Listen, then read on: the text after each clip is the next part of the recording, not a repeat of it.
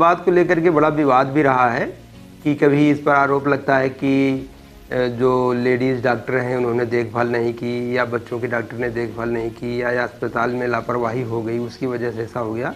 तो बहुत clear cut में बता देना चाहता हूँ कि हमारा देश तो छोड़िए, जो पश्चिमी देश हैं वहाँ भी 5% बच्चों में ये समस्या होती है कि बच्चे नहीं रो पाते, जिनकी वजह से उनका ब्रेन डैमेज हो जाता है।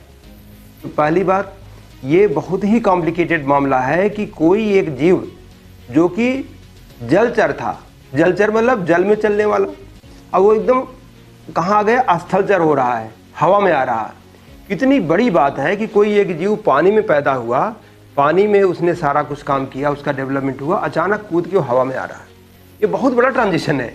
और उस ट्रांजिशन के दौरान पानी से जलचर से थलचर बनने की जो एक ट्रांजिशन हो रहा है, उसमें कई तरह की डिफ़िकल्टी आ जाती हैं।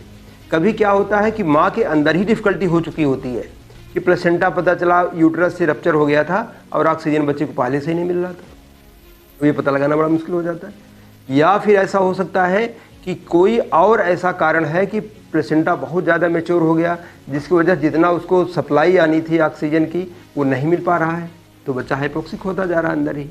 तीसरा ये हो जाता है कि कई बार जो है बच्चे को जिस तरह डिलीवरी होनी चाहिए थी, जितना इमीडिएट होता, किसी वजहों से नहीं हो पाया, वो भी हो सकता है। सबसे इम्पॉर्टेंट कारण जो होता है वो होता है प्री मैच्योरिटी। जो बच्चे प्री मैच्योर होते हैं उनमें देखा गया है कि अक्सर ब्रेन का डेवलपमेंट रुक जाता है, उनको ऑक्सीजन की कमी हो जाती है और वो बच्चे आगे चल करके उनको विकास की समस्या होने लगती है। चौथी सबसे बड़ी समस्या, सबसे मॉडर्न जो लेटेस्ट साइंस बताई कि जेनेटिक कारण भी कुछ होते हैं।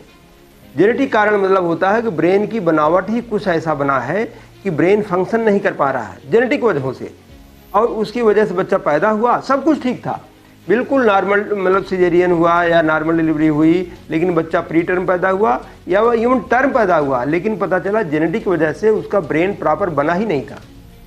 उसकी वजह से क्या हुआ, बच्चा बाहर आया, रो ही नहीं पाया, और रो नहीं पाया तो डेफिनेटली बच्चे के ब्रेन को नुकसान हुआ और बच्चा आगे पीछे हो गया। इसको हम कंडीशन को कहते हैं जब डेवलपिंग ब्रेन को इस तरह से इंजरी होती है, चाहे वो माँ के पेट में हो या गर्भ से निकलने के दौरान या गर्भ से निकलने के बाद, इसी समय उस डेवलप हो रहे ब्रेन को नुकसान होता है, तो उसको सेरेब्रल पैल्सी कहा जाता है। अब यहाँ पर समस्या आती है, लोग कहते हैं कि साहब इस बच्चे को ठीक कर दो।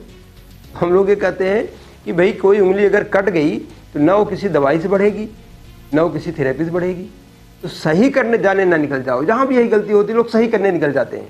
हम ये कहते हैं कि जो नुकसान हो गया उसको छोड़ो, बच्चे का ब्रेन डे बाय डे बनता है। ये हमारे ह्यूमन ब्रेन के साथ सबसे अनोखा बात यही है कि जैसे और जानवर हैं, जानवरों का ब्रेन नहीं ऐसे डेवलप होता है, जानवरों का ब्रेन ऐसे नहीं डेवलप होता है, उनका एक स्टेप में। देखो कोई भी जानवर आप देखिए, बच्चा पैदा हुआ जानवर का, थोड़ी देर में खड़ा हो जाता है, आवाज़ निकालने लगता है, दूध पीने लगता है, पत्ती खाने लगता है। लेकिन आदमी का बच्चा देखो, पैदा होता है 3 महीने तक पड़ा रहता है, फिर उसकी सर संभालता है, 6 महीना हो जाता है तब जाकर वो बैठना शुरू करता है, 8-9 महीने 10 महीने पर क्रॉलिंग करता है, 1 साल लग जाता है उसको खड़े होने में। ये शो करता है कि बच्चे का जो दिमाग है वो स्टेप वाइज डेवलप हो रहा है। ये बहुत गोल्डन पार्ट भी है। अगर हम कहते हैं कि छोटा सा ब्रेन लेकर जो बच्चा पैदा हुआ वहाँ इंजरी भी हो गई है, तो लेकिन ब्रेन तो अभी स्टेप में डेवलप होना है। उस ब्रेन को अगर हम स्टिमुलेट करें तो बच्चा इतना पीछे नहीं जा पाएगा जितना ऐसे ही छोड़ दिया जाए।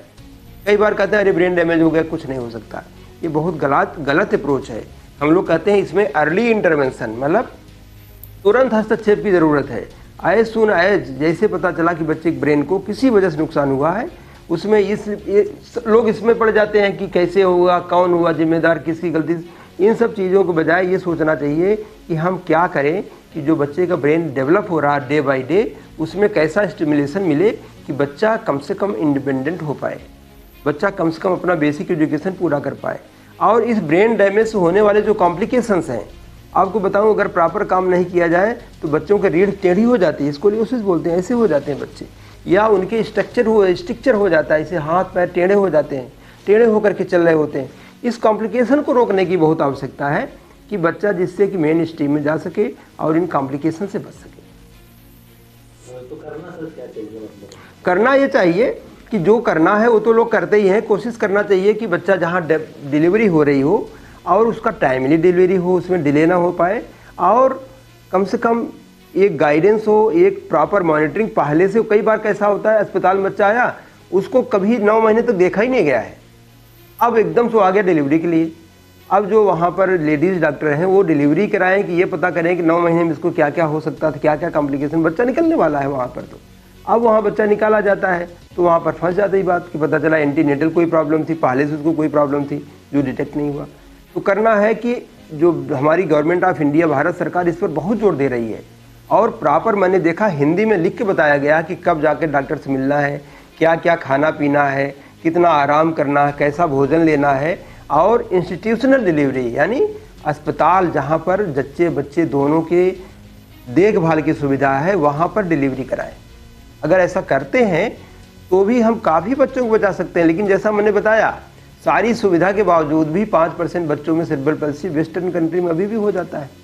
तो ये बहुत बड़ा ट्रांजिशन है, जलचर से थलचर बनना अपने आप में बहुत बड़ा ट्रांजिशन है और बहुत से कॉम्प्लिकेशन उस दौरान होते हैं जिसको रोक पाना असंभव है।